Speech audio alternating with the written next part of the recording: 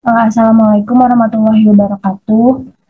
Pada kesempatan kali ini, kita dari kelompok 5 akan menjelaskan tentang model pengolahan informasi. Dilanjut slide selanjutnya.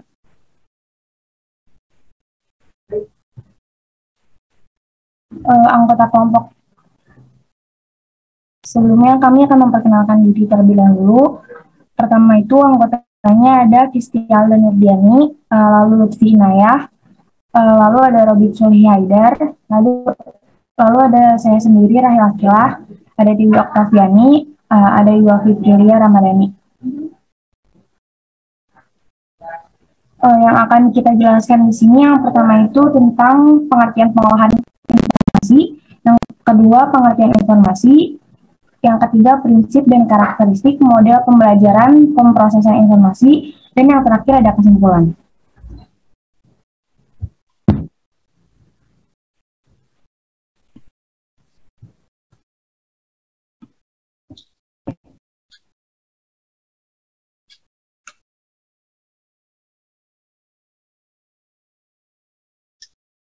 Pertama, pengertian pengolahan. Pengertian pengolahan. Pengolahan adalah proses yang membantu merumuskan kebijakan dan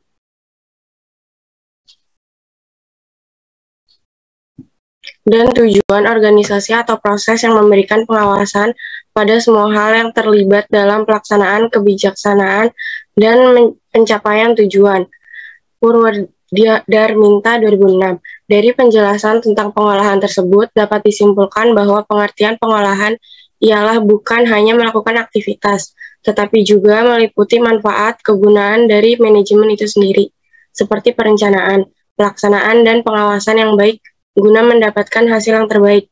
Pengolahan sendiri memiliki pengertian sebagai sebuah proses membentuk atau mengolah suatu guna mengubah wujud, unsur, atau suatu hal yang memiliki tujuan dan hasil yang jelas. Adapun pengertian dari kata olah sendiri adalah suatu kegiatan yang mengerjakan atau mengusahakan suatu barang dan lain sebagainya agar mencapai bentuk atau tahapan yang lebih sempurna.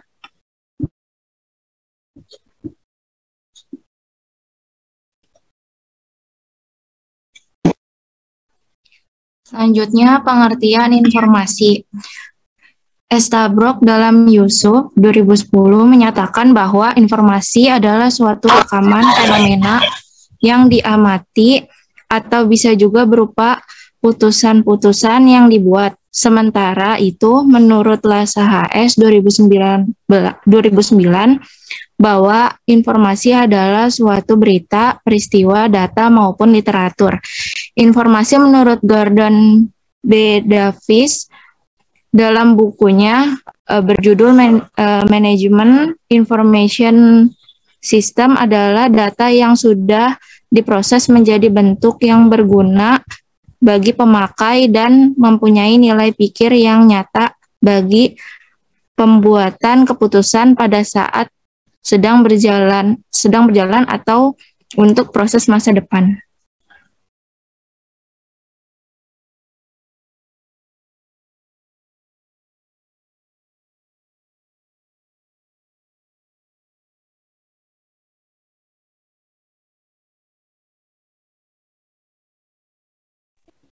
Prinsip dan karakteristik model pembelajaran pemrosesan informasi. Menurut Suharman, tahun 2005, persepsi adalah suatu proses penggunaan pengetahuan yang telah dimiliki atau yang disimpan dalam ingatan untuk mendeteksi atau memperoleh dan menginterpretasi stimulus atau rangsangan yang diterima oleh alat indera seperti mata, telinga, dan hidung. Berdasarkan pengertian tersebut, maka dapat dikatakan bahwa persepsi adalah proses penginterpretasian informasi yang diterima menggunakan alat indera.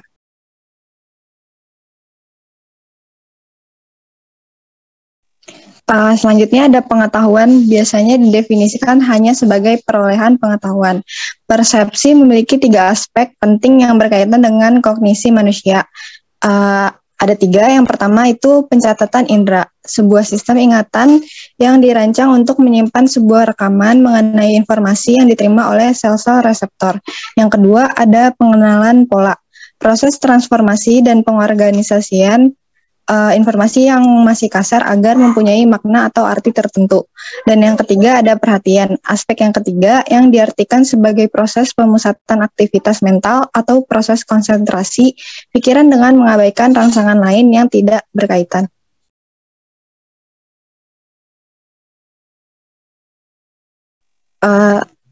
Selanjutnya ada model belajar pemrosesan informasi ini sering pula disebut model Cognitive Information Processing karena dalam proses belajar ini tersedia 3 taraf struktural sistem informasi, yaitu yang pertama sensory atau intake register. Informasi masuk ke sistem melalui sensory register tetapi hanya disimpan untuk periode waktu terbatas. Yang kedua ada working memory. Pengerjaan atau operasi informasi berlangsung di working memory, di sini berlangsung berpikir yang sadar. Yang ketiga ada long term memory yang secara potensial tidak terbatas kapasitas isinya sehingga mampu menampung seluruh informasi yang sudah dimiliki siswa.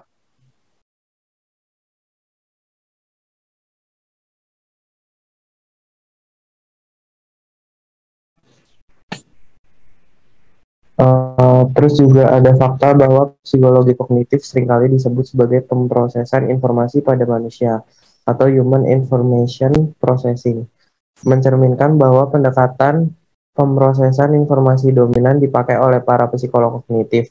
Perolehan informasi, penyimpanan informasi, mendapatkan kembali informasi, dan penggunaan informasi terdiri atas sejumlah tahapan yang terpisah. Pendekatan pemrosesan informasi mencoba mengidentifikasikan apa yang terjadi tahap ini.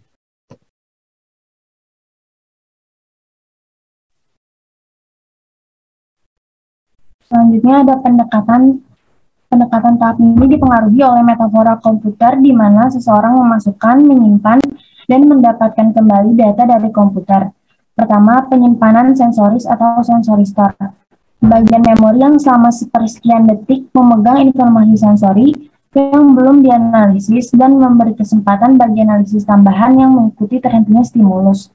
Yang kedua ada penyaring atau filter. Bagian dari perhatian di mana beberapa informasi perseptual dihalangi atau disaring dan tidak dikenali, sedangkan beberapa informasi yang lain menerima perhatian dan kemudian dikenali. Yang ketiga ada memori jangka pendek atau short term memory atau STM, memori yang memiliki kapasitas terbatas dan hanya berlangsung selama 20 hingga 30 detik dalam keberadaannya. Yang keempat ada memori jangka panjang atau long term memory atau LTM, memori yang tidak memiliki batasan kapasitas dan berlangsung mulai dari hitungan menit hingga selamanya. Mungkin sekian presentasi dari kelompok kami. Selanjutnya dibuka sesi pertanyaan. Apakah ada yang mau bertanya? Mau nanya dong Lulu, perwakilan kelompok 1. Ya, Jihan, silakan.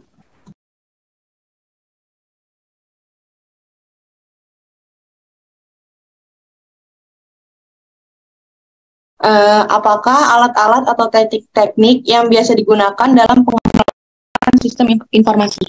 Masih. Ya, Jihan. Mungkin dari kelompok lain ada yang ingin bertanya?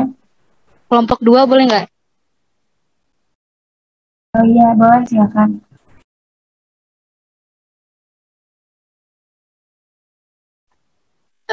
Pertanyaan dari kelompok 2, bisa nggak sebutkan 3 taraf struktural sistem informasi?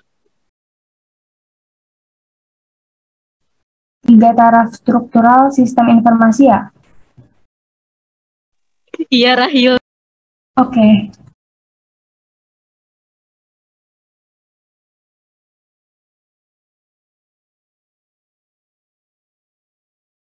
Iya, Nila, silakan.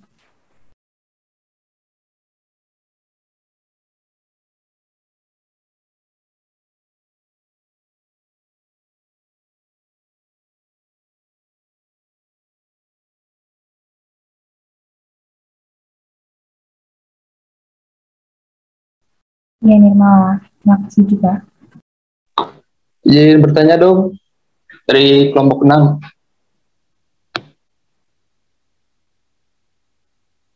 Halo. Iya Jinan, silakan. Oke. Jadi pertanyaannya, teori apa yang mendasari model pemrosesan informasi serta jelaskan apa yang dimaksud dengan teori pemrosesan informasi tersebut? Itu aja mungkin. Maaf Jinan, bisa diulang nggak?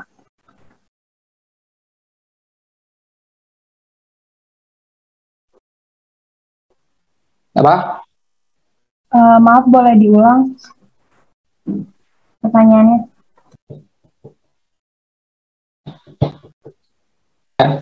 Pertanyaan itu teori yang mendasari model pemrosesan dengan teori pemrosesan informasi tersebut. Itu.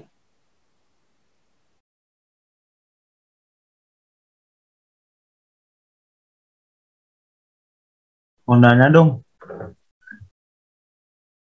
Buat kelompok 5. Iya, silakan ya, Mbak. Apa yang dimaksud dengan pencatatan indera? Apakah pencatatan indera ini memiliki jenis atau macam? Jika ada, sebutkan. Terima kasih.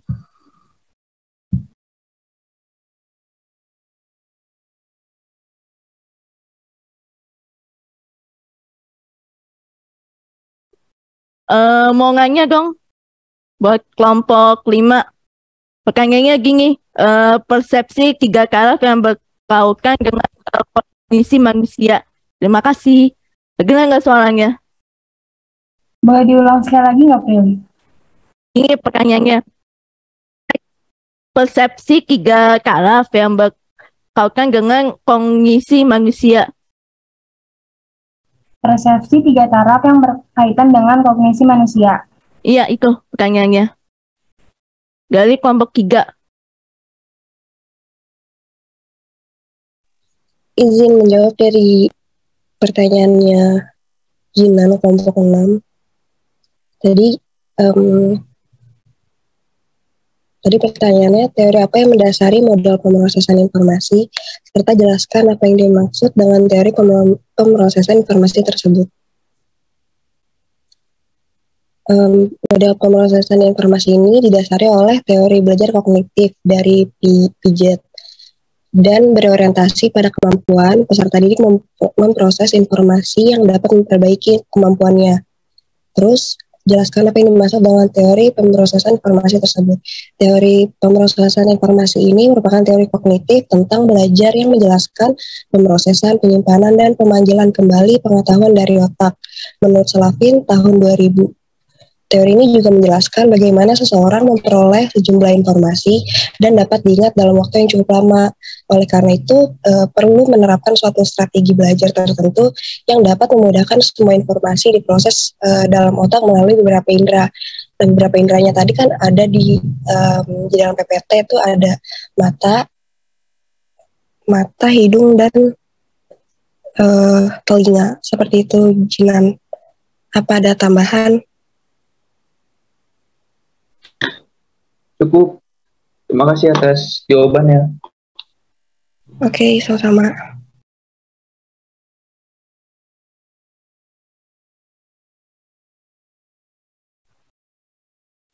Izin menjawab pertanyaan dari kelompok 1 ya. Tadi pertanyaannya, apakah ada alat-alat atau teknik-teknik yang biasa digunakan dalam pengembangan sistem informasi? Alat-alat yang biasa digunakan dalam pengembangan sistem informasi itu, yang pertama, sistem flow chart, atau untuk sistem ini digunakan untuk mengembangkan alur dari program. Yang kedua itu ada sistem prosedur diagram. Sistem ini digunakan untuk menggambarkan sebuah prosedur di dalam sistem informasi.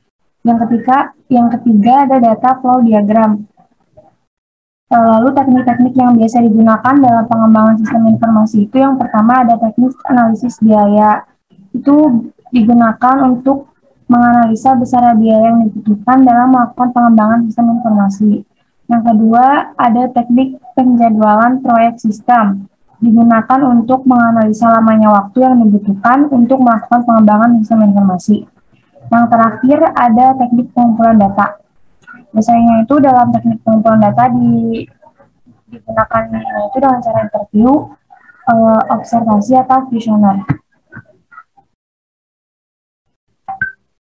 Terima kasih Rahel. Sama-sama.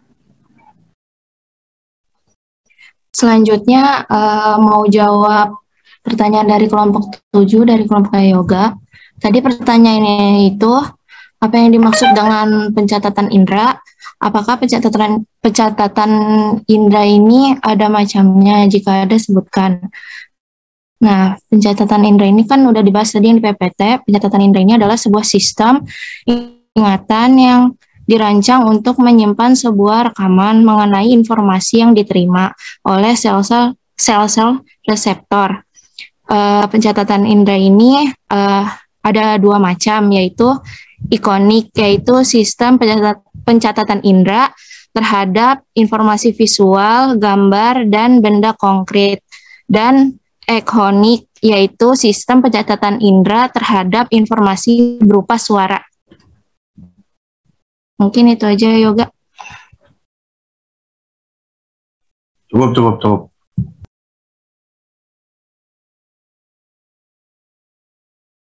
Mau jawab pertanyaan dari kelompok 4, yang apa pentingnya penggunaan pengolahan sistem informasi dalam sebuah organisasi atau instansi. Itu yang pertama tuh biar hemat biaya, karena kalau semuanya masih itu manual, itu mengeluarkan uang lagi gitu. Terus yang kedua tuh layanan semakin berkualitas. Dengan adanya sistem informasi, membuat pelayanan publik itu bisa diperbarui jadi lebih baik, sehingga bisa berjalan lebih cepat dan membuat masyarakat tidak terlalu antri lebih lama gitu. Terus daya saing lebih baik. Terus sama penyimpanan data lebih akurat. Itu aja sih, Mir. Ya, oke, makasih Lulu. Selanjutnya mau izin jawab dari pertanyaan dari kelompok 2 soal yang 3 taraf struktural sistem informasi itu jawabannya ada 3 ya. Yang pertama ada sensory atau intake register. Informasi masuk ke sistem melalui sensory register tetapi hanya disimpan untuk periode waktu terbatas agar tetap dalam sistem. Informasi masuk ke working memory yang digabungkan dengan informasi di long term memory. Yang kedua, ada working memory. Pengerjaan atau operasi informasi berlangsung di working memory. Di sini berlangsung berpikir yang sadar. Kelemahan working memory sangat terbatas kapasitas isinya dan memperhatikan sejumlah kecil informasi secara serempak. Yang ketiga, ada long term memory, yang secara potensial tidak terbatas kapasitas isinya sehingga mampu menampung seluruh informasi yang sudah dimiliki siswa. Itu jawabannya.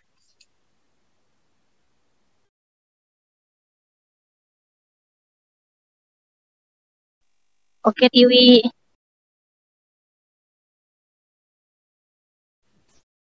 Mau nambahin yang tadi ditanyain nama Prilly, ini ada lagi jawabannya. Itu ada yang pertama itu pencatatan indera. Pencatatan indera itu sebuah sistem ingatan yang dirancang untuk menyimpan sebuah rekaman mengenai informasi yang diterima oleh sel-sel reseptor. Terus yang kedua ada pengenalan pola. Proses transformasi dan pengorganisasian informasi yang masih kasar agar mempunyai makna atau arti tertentu. Terus yang ketiga itu ada perhatian. Aspek yang ketiga yang diartikan sebagai proses pemusatan aktivitas mental atau proses konsentrasi pikiran dengan mengabaikan rasa lain yang tidak berkaitan. Mungkin itu yang bisa kelompok 5 sampaikan. Kalau udah, apa ada tanggapan lagi dari kelompok lain?